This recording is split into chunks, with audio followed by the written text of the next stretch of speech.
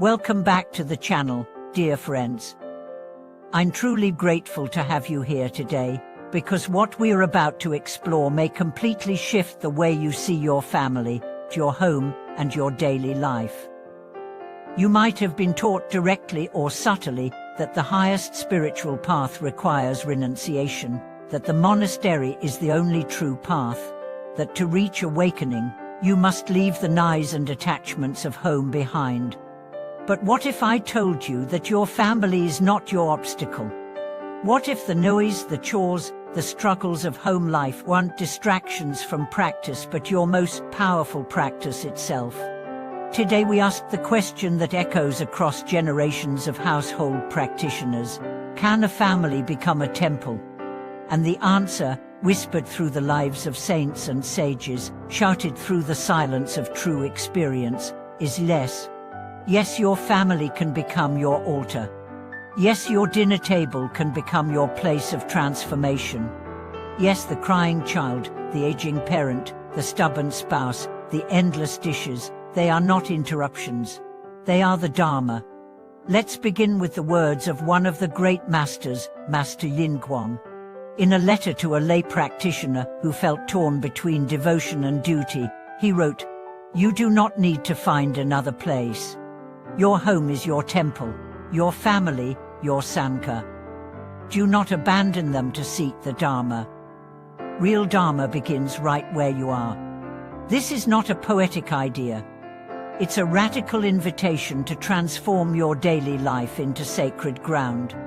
The truth is, it's easy to be peaceful in a cave. It's easy to be kind when no one tests you. But the real test and the real growth happens when you bring your practice into the most intimate, messy, and emotional relationships you have. Imagine this. Your child throws a tantrum. You breathe. You don't react.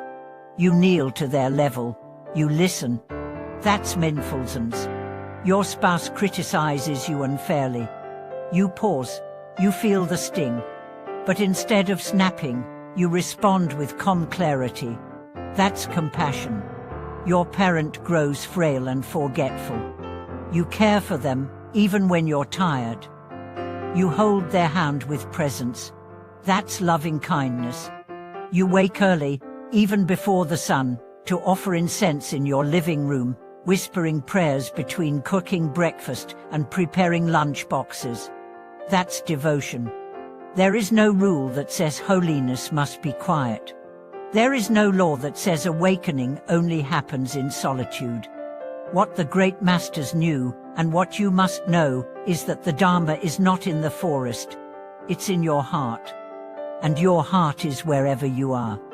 Master Yingguang emphasized that being a lay practitioner is not a lesser path. He said, even in the kitchen, you can attain the way. Even amidst noise, you can find the stillness. It's not about whether your house is silent. It's about whether your mind is sincere. There's a story of a mother who raised 5 children while practicing the Pure Land tradition. Every morning, she chanted Amitabha name while sweeping the floor. She didn't have time for long retreats, but she made her daily work her retreat. Her children, growing up, felt the vibration of her calm, her prayer.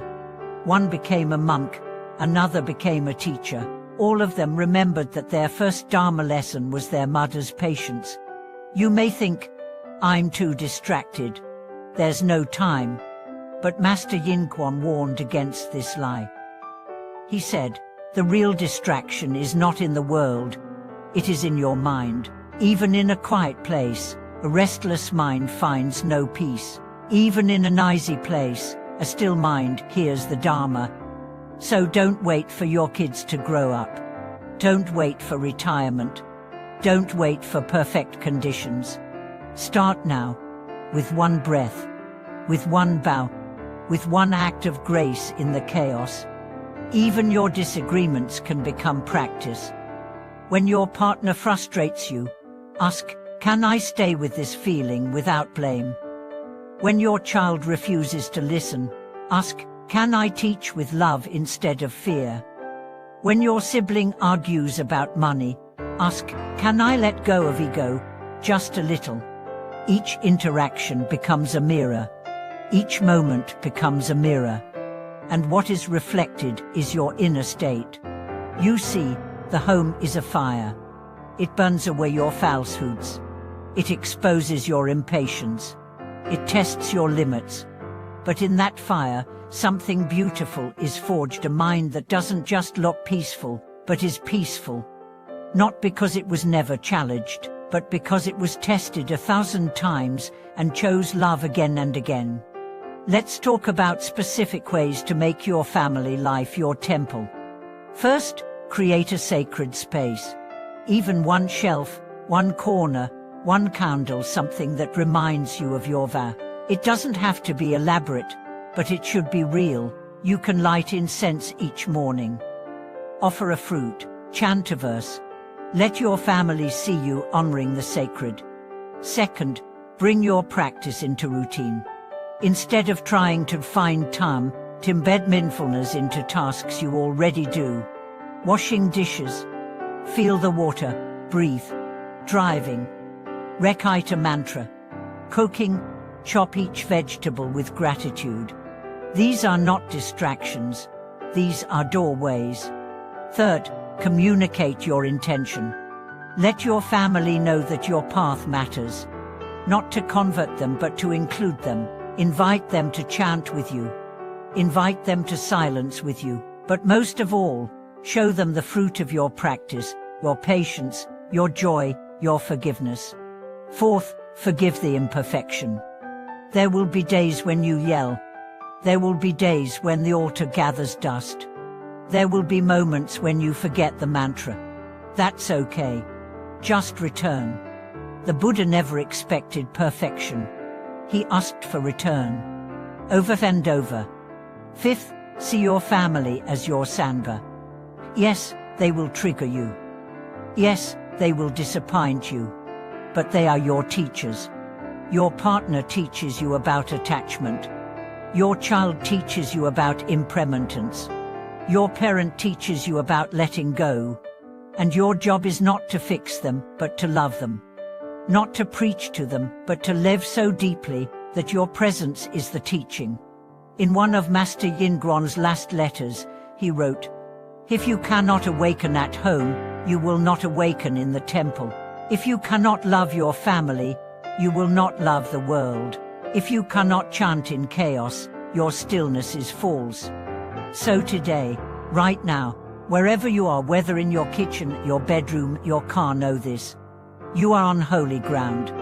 You do not need to leave to find the sacred. You are living in it. Thank you for watching this video. If your home has been part of your spiritual journey, I'd love to hear how you've brought prayers into your daily life. Share your experience below. Like this video to help others find this truth, and subscribe to continue walking this beautiful, imperfect, deeply human path together. We'll see you in the next